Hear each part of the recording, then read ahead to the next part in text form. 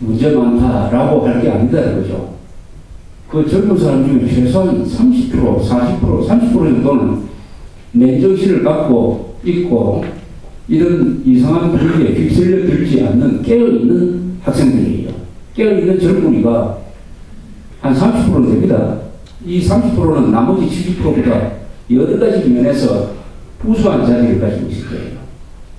이 사람들한테 우리가 희망을 걸어야 됩니다. 이것까지 같이 뭉뚱그려서 포기하면 안 됩니다. 모든 사람들이 한 방향 휩쓸려 갈 때, 그 휩쓸려 가지 않는 소수, 이 소수는 아주 훌륭한 사람들입니다. 그 휩쓸려 들지 않는다는 게 상당히 어려운 거예요.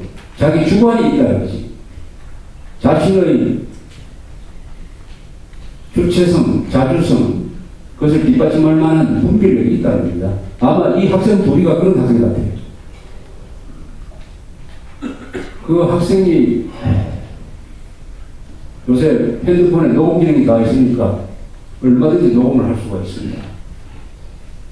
이제 전교조 교사들도 좀 강연할 때 신경 쓸 겁니다.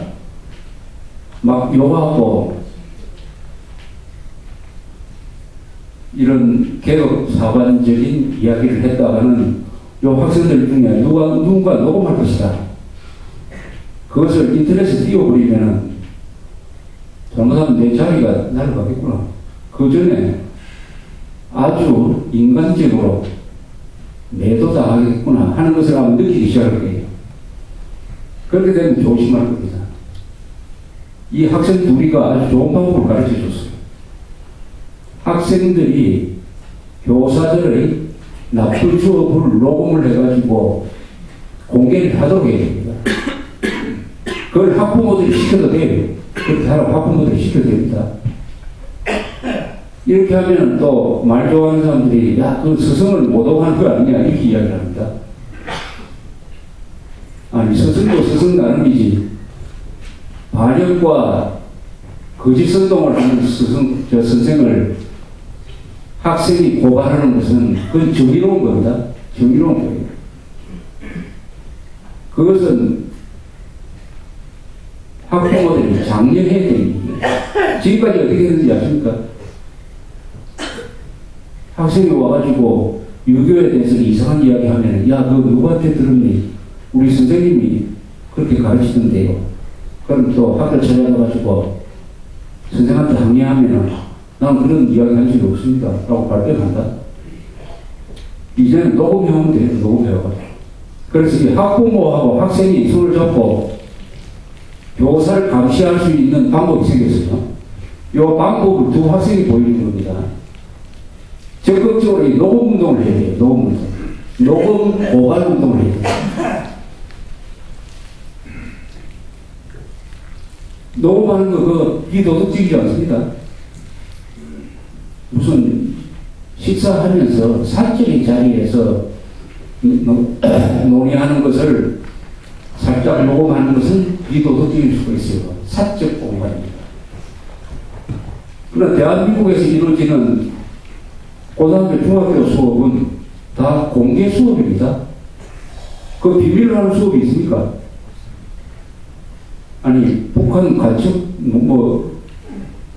노동당 교육하는 것은 비밀로 하겠지만 학교에서 수업하는 것은 다 공개 수업이에요. 그것은 공적인 자리인 것입니다. 공적인 자리에서 녹음하는 것은 도덕적으로 아무 문제가 없어요.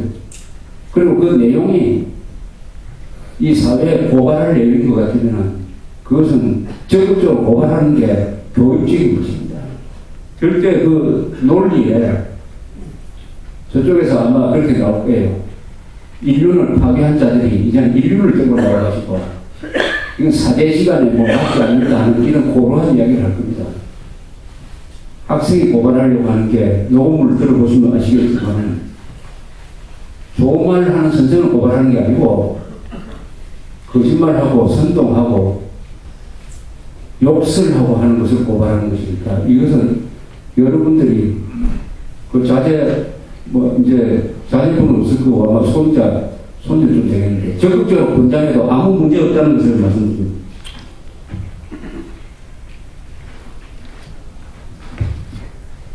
이 윤리교사가 한 이야기에 이런 이야기가 있어요.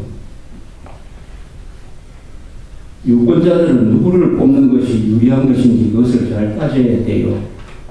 나 같은 사람은 내가 아무리 생각해도 공정특위 같은 그 석을 영감특위를 갖다가 교육감으로 뽑아주는 것보다는 곽교육감 같은 사람이 100번, 1000번, 10,000번 낫다고, 이거는 민주공화국 이념에 충실한 교육을 실시할 가능성이 높고 실제로 또 그런 식으로 하려고 애쓰는 사람들이라고 이렇게 이야기합니다. 이자가 민주공화국이라는 말 많이 써요. 근데 가만히 보면 이게 이 민주공화국은 딴 데 있는 민주공화국입니다. 또 이렇게 이야기합니다. 부의 상징이라고 하는 타워 팰리스에 살고 있는 사람들이 가장 두려워하는 게 뭔지 알아요? 그 사람들이 왜 그렇게 나와가지고 오세훈이 같은 그런 사람들을 그렇게 적극적으로 지지해 주는지 알아요? 뭐 그러나 그 사람들이 뭐 때문에 그 사람들이 그렇게 벌떼처럼 나와가지고 60% 이상의 투표율을 했어요. 뭐 때문에 그런지 잘 생각해봐. 타워 팰리스를 대표로 하는 그 부자들이라고 하는 사람들이 나와서 투표한 가장 큰 이유는 겨우 그까지 무상급식 600억 때문에 나온 게 아니야. 뭐 때문에 그래? 바로 1년에 지네들이 내야 하는 20조 원 세금 때문에 그런 거예요. 이렇게 선동합니다. 또 교육에 대해서는 이렇게 주장을 해요. 소위 윤리교수입니다. 윤리교사가 아주 비윤리적인 이야기라고 했어요. 우리나라 교육의 가장 핵심은 대학교에 있고, 대학교의 핵심은 서울대학교를 중심으로 하는 학벌 서열주의로 귀착한다고 그랬었잖아. 나는 그걸 다 간파했던 사람이야. 그렇기 때문에 이 교육 문제를 해결할 수 있는 방법은 국공대학을 통폐합시켜가지고 평준화로 가는 거예요. 평준화라고 하는 건 결국 가까운 지역의 학교가 하는 거 아니야. 결국은 그게 여러분들 얼마나 민주공화국의 원칙에 합당한 줄 알아요? 에이, 어떻게 사람이 똑같이 받을 수 있습니까? 교육을. 이렇게 이야기하는데, 아니, 다 똑같이 받아야지. 민주공화국 시민으로서.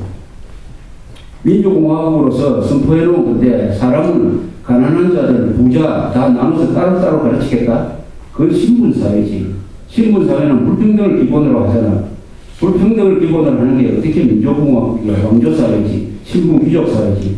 우리나라 헌법이 대한민국을 신분귀족사회라고 해. 이렇게 설명합니다. 이거 아무 머리에 백지 상태의 그러면 속기하겠죠. 평등, 민주공화국 이걸 아무 갖다 붙여가지고 기계적 평준을 이야기하고 있어요. 기계적. 그럼 서울대학교하고 저 지방대학 왜 갈라놓느냐? 이거 똑같이 통폐합해가지고 이게 바로 이게 이 민주공화국이 이건 자유민주주의 공화국이 아니라 인민민주주의 공화국이에요. 이런 이야기를 한씩 계속 하고 있습니다. 한나라당에 대해서는 욕을 이렇게 합니다. 한나라당은 교묘하게 어때요? 그 세력들 법의 이름으로 검찰의 이름으로 사람들 조지죠. 그렇기 때문에 걔네들이 우파가 아니라 극우파 파시스트라고 했었잖아. 우리나라에서 우파를 지칭하는 새끼들은 전부 파시스트 세력들 극우파에 가까워져. 이렇게 이야기. 욕이 많이 나오거든요. 그런 석을 놓은 인간행위들이 국가법 해석을 하고 법을 집행하고 그러니까 요 모양 요 꼴밖에 안 되는 그런 사기꾼 같은 놈들이 나오지. 이번에 대법관으로 지명된 사람들도 보면 완전히 수구 꼴통이에요. 이건 시대 흐름을 아주 역행하는, 늙으면 빨리빨리 죽든가 조용히 주동아리 닥치고 있어야지. 그런 인간들이 빨리빨리 권력을 쥐고 돈장을 쥐고 있으면 자라나는 다음 세대들은 상당히 아주 부담이 가거든. 그래서 될 수 있으면 주동아리 닥치고 지갑은 열라는 그런 얘기가 있어요. 전쟁 터지면 일단 제일 떼돈 버는 사람이 일단 누구라고 했었어요. 전쟁이 터지면 누가 돈 제일 많이 벌어요? 학생들이 질문을 합니다. 미국이라고 합니다. 그렇지. 무기를 만드는 무기 판매업자들이 제일 떼돈 벌죠. 미국은 이제 세계 최고의 무기 수출국 아닙니까? 그래서 이놈 새끼들은 미리 여기저기 분란을 의도적으로 조장하는 그런 놈들이 있어요. 무기 팔아보려고.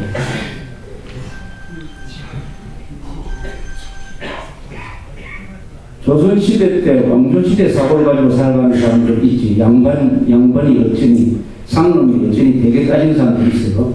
특히 경상도 수구골통들. 아 정말 경상도 사람들 수구골통들 옆에서 어서되는 거 지켜보면 지켜볼수록 그 우리나라의 최고 지배층에서 살아나가는 사람을 보면 아주 공통점이 있어요. 그리고 네 가지가 갖추어진 사람들이 상류 지배층으로 살고 있죠. 스카이대학 출신이고 출신은 경상도고 그 다음에 종교는 기독교, 개신교 있잖아요. 그리고 사는 데는 강남. 이 사람들은 수구 꼴통의 전형이에요. 우리나라 상류층 이거의 전형적인 사람은 누구냐? 우리의 각하, 이명박 각하. 아주 숙골의 전형이에요. 저 경상도 개권주의 그리고 지금 우리나라 장차관들 고관 대작들 있잖아요. 소망교의 사람들이라고 해서 이 사람들은 상당히 미국의 출종자들이에요. 미국의 간첩 노릇하는 놈들이 아닌가 그런 생각을 개인적으로 떨쳐버릴 수가 없어요. 선생님 어느 학교입니까? 찾아가거든요. 어느 학교인지는 안 밝혀졌어요. 이 학생이 아주 이게 머리가 좋은 학생이다. 이 고발한 학생이. 요 사람들이 이 학생이 또 이렇게 메모를 해놨어요. 자기가 겪은 정교조 선생은 이런 사람이었다. 아마 그 윤리 선생이 정교조 선생이 뭐예요? 몇 가지 특징을 이렇게 적어놨어요. 이 학생이 적은 겁니다. 1. 아이들과 친해지려고 한다. 2. 하라는 수업은 안 하고 정치 이야기한다. 3. 하라는 수업은 안 하면서 자기가 애들 잘 가르친다고 지자랑만 한다. 4. 하라는 수업은 안 하고 선동질만 하면서 자는 애들한테 꾸짖으면서 한탄한다. 5. 한나라당 무조건 간다. 6. 조준동 보지 말라고 하고 한겨레만 읽으라고 한다. 7. 지역 감정 드립한다. 8. 좌파가 정의인 것처럼 말한다. 9. 촛불 집회하라고 강요한다. 10. 자신이 민주주의 역사처럼 말한다. 11. 노무현 김대중은 빤다. 문제는 이걸 당장 검찰이 수사를 해야 됩니다. 수사를 해가지고 국가보안법 위반이 아니면은 교육법 위반은 될 거예요. 아니 교사가 이렇게 나오면 교과서에 기초를 해가지고 헌법과 진실의 범위 안에서 이야기해야 돼요. 자기를 이야기를 하면 안 돼요. 그런데 이건 완전히 시국 강연을 하는데 이 시국 강연도 제대로 된 시국 강연이 아니고